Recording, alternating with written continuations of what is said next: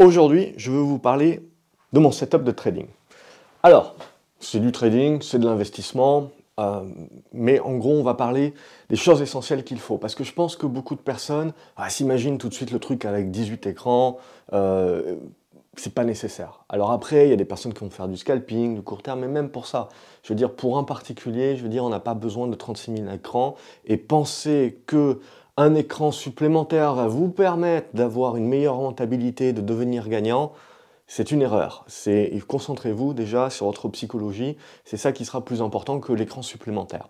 Ce qui est important, avant tout, c'est comme les goûts et les couleurs, c'est quelque chose qui vous convient et qui s'adapte à vous et à votre environnement. Je pense que pour la majorité des gens, il n'y a pas besoin de 36 000 écrans. Je fonctionne principalement sur un écran. C'est un écran de 40 pouces, d'accord ? Mais après, ça va être trop grand pour certaines personnes.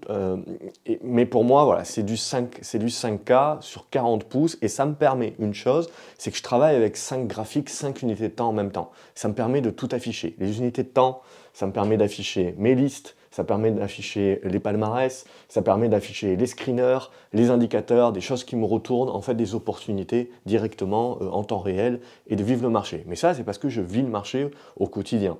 Mais donc, un écran, voire 2 écrans, c'est le b.a.-ba. Et partir sur du 27 pouces, pour moi, c'est vraiment quelque chose qui peut changer quand on a des écrans où on travaille trop petit. Donc, 2 écrans de 27 pouces, déjà, ça va vous faire un gros changement. Après, je travaille avec du 27 pouces en QHD. Ça va être plus pour les sites internet et pour gérer les choses et pour écrire. Je peux mettre également mes courtiers là-dessus, mais ou sinon, je travaille avec le 3e écran qui est l'écran du PC portable, qui est suffisant, qui est en 4K et qui est un faux 17 pouces.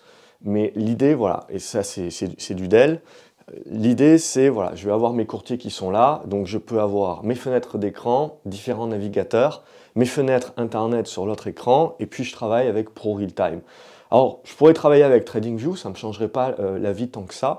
L'avantage, c'est que ça fait des années que je travaille avec ProRealTime et que tout simplement, il y a une habitude qui est faite et que j'ai clairement pas le temps aujourd'hui de pouvoir m'habituer à d'autres outils. Donc, je reste essentiellement sur des outils que je connais et qui fonctionnent très bien par ailleurs.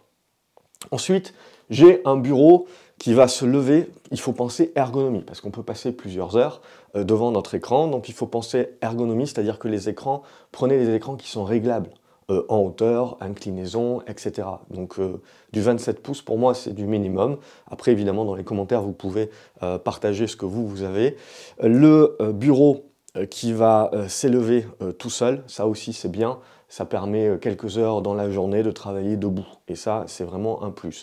Bon, le clavier et la souris, quelque chose le plus ergonomique possible pour éviter les tendinites du poignet. Sinon après, je suis encore un petit peu un vieux de la veille, c'est-à-dire que je vais travailler essentiellement avec des post-it, je vais travailler des listes, je vais travailler des plans, et ensuite, le soir, je vais réécrire dans le journal de trading. Donc je réécris tout ça, pourquoi? Parce que j'aime bien revenir de temps en temps, je me dis tiens j'avais tradé ça auparavant, qu'est-ce que j'avais fait comme plan? Ou alors pour faire les erreurs. Rappelez-vous, ce qui ne se mesure pas ne peut pas s'améliorer. Donc il faut garder une trace. Certains vont préférer faire un Excel, un truc comme machin, très bien. C'est vrai que je pars sur le papier parce que c'est plus rapide, tout simplement, et je pose directement mes idées au moment où je les pense, plutôt que d'ouvrir un truc. Sinon, bon, après, le casque sans bruit, mais ça, c'est pour chacun, mais quand vous avez des enfants, ça peut aider. Et globalement, voilà, c'est aussi simple que ça, un setup de trading. Pas besoin de faire très compliqué. Une chaise ergonomique aussi, ça peut être important pour les lombaires. Et puis voilà, vous n'avez pas besoin de faire très compliqué, vous n'avez pas besoin de faire très cher, vous n'avez pas besoin d'avoir de la 4K, etc. Ça peut ajouter un plus, permettre de mettre plus de choses à l'écran, mais encore une fois, ça peut être aussi du bruit. Donc simplifiez les choses.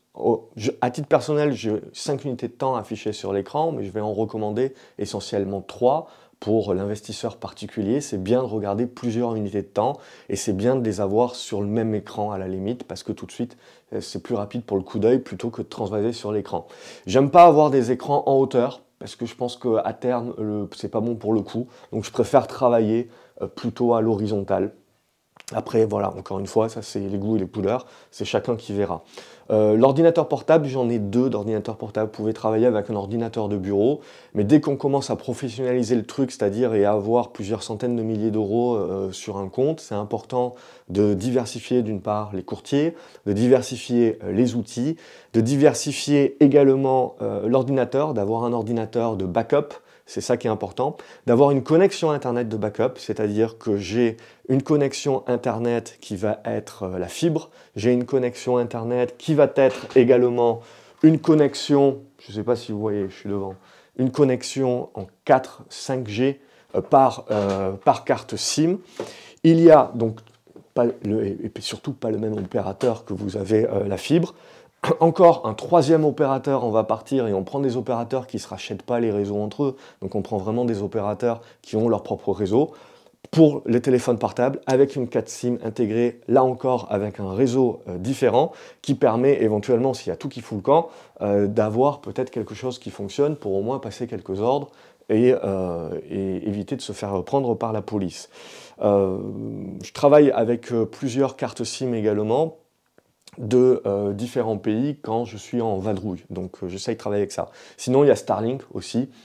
Pour l'instant, c'est une idée que je me pose éventuellement de partir sur Starlink à terme.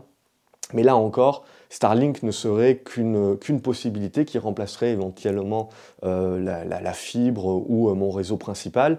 Mais je garderai mes backups toujours. C'est important d'avoir les backups. C'est important aussi voilà, de travailler sur ordinateur portable pour moi parce que si j'ai une coupure de courant, ça passe sur la batterie, je perds les écrans, mais j'ai toujours au moins l'ordinateur et j'ai rien qui s'est coupé, donc je peux réagir rapidement. Il y a certaines personnes qui utiliseront d'autres surtenseurs, ondulateurs, etc. aussi. Moi, je ne pousse pas trop sur ça. J'avais à l'époque, là, je pousse beaucoup moins. Une calculette. C'est important, une calculette financière, pour celles et ceux qui passent le CFA, c'est celle qui est recommandée. Mais toujours est-il, c'est une Texas Instruments, et ça c'est pour recalculer les ratios. Ne faites jamais confiance au site internet qui vous balance toutes les données fondamentales. Il faut sans cesse aller voir les rapports. Quand on commence réellement, c'est bien de regarder ces sites-là, mais si vous commencez réellement à investir des grosses sommes sur certaines entreprises, je ne fais pas confiance aux sites qui sont en fait des agrégateurs de données financières et qui souvent se plantent. Souvent dans les échanges, etc. Donc il faut aller voir tout simplement les comptes de résultats et les bilans des entreprises directement sur leur site et on recalcule les ratios à la mano aussi. Ça permet aussi d'avoir les calculs en tête et de le faire souvent de tête de toute manière, de manière schématique. Donc ça aussi, voilà, c'est un point qui est important pour moi, c'est je pense qu'on a de plus en plus de personnes qui font un petit peu trop confiance au site internet et il y a quand même des erreurs. Donc il faut faire attention aux données qui sont servies par tous ces agrégateurs financiers. Et voilà. Vous n'avez pas besoin de grand-chose de plus aujourd'hui que le PC familial, peut-être un écran 27 pouces supplémentaire, et c'est tout. N'essayez pas, je dirais, ne vous prenez pas la tête, on peut gérer des millions sans avoir le meilleur matériel du monde, sans avoir 36 écrans. C'est une question de goût, de couleur, d'aisance, d'ergonomie. Pour moi, l'ergonomie, c'est d'avoir moins. Parce que plus d'écrans, c'est plus de choses que vous devez gérer. Et vous n'en avez pas forcément besoin nécessairement. Si vous êtes moyen, long terme, même sur du court terme, même pour trader le Nasdaq, chose que je peux faire de temps à autre, j'ai pas besoin de plus. Okay, donc je préfère partir sur moins d'écrans, peut-être plus grands, avec des meilleures résolutions que sur une batterie d'écran de 24 pouces. Je pense que c'est que du bruit et puis c'est aussi éventuellement de la fatigue oculaire. Donc pour la fatigue oculaire, n'oubliez pas, moi je les porte uniquement le soir, c'est plus le soir où je commence à être un peu plus fatigué, mais c'est des lunettes anti-lumière bleue, c'est tout. Après, l'avantage d'acheter des écrans peut-être un petit peu plus chers, de Dell par exemple, ou d'autres marques, c'est que vous avez déjà intégré des systèmes anti-lumière bleue à l'intérieur. Puis sur votre PC, vous pouvez également réguler pour avoir moins de blanc, réguler les contrastes évidemment, et essayer d'adapter les choses à votre regard pour moins fatiguer. Sur vos graphiques également, évitez peut-être le fond blanc qui peut fatiguer beaucoup plus l'œil à terme. Essayez de partir plus sur des nacrés ou sur des bleus pastels, ce genre de choses-là, qui peuvent être permettre au graphique d'être facilement lisible tout en réduisant la fatigue oculaire. Donc ce sont ce genre de choses-là, si vous voulez, qu'il faut plus travailler plutôt que l'écran supplémentaire quelque part, ou le dernier ordinateur à la pointe. Vous n'avez pas besoin de mastodonte pour faire tourner des logiciels comme d'analyse graphique, etc. Donc ça aussi, prenez-le en compte. Pas besoin de dépenser des fortunes. Je vous laisse dans les commentaires me dire quel est vous votre setup de trading, qu'est-ce qui a vraiment changé un petit peu aussi votre approche et votre façon d'approcher ça et qui vous a donné un petit plus. Je pars du principe voilà, qu'il ne faut pas user le soleil. Très souvent, un écran de 27 pouces supplémentaires arrive à vous donner déjà une bonne aisance. Et puis après, si on professionnalise le truc et si on commence à gérer des sommes beaucoup plus importantes, voilà, il faut penser à un certain nombre de backups plus qui sont là pour vous protéger au cas où. Et c'est surtout ça qui est important pour pouvoir avoir toujours une solution de rechange pour passer des ordres entre guillemets en catastrophe si besoin est.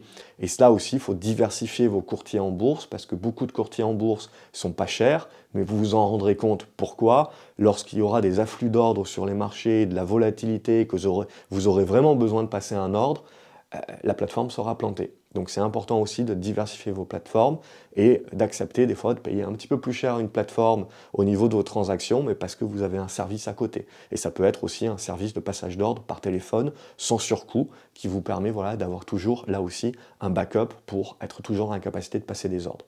Voilà, dites-moi ce que vous en pensez dans les commentaires, quel est vous votre setup de trading et on se retrouve à la prochaine vidéo. Salut!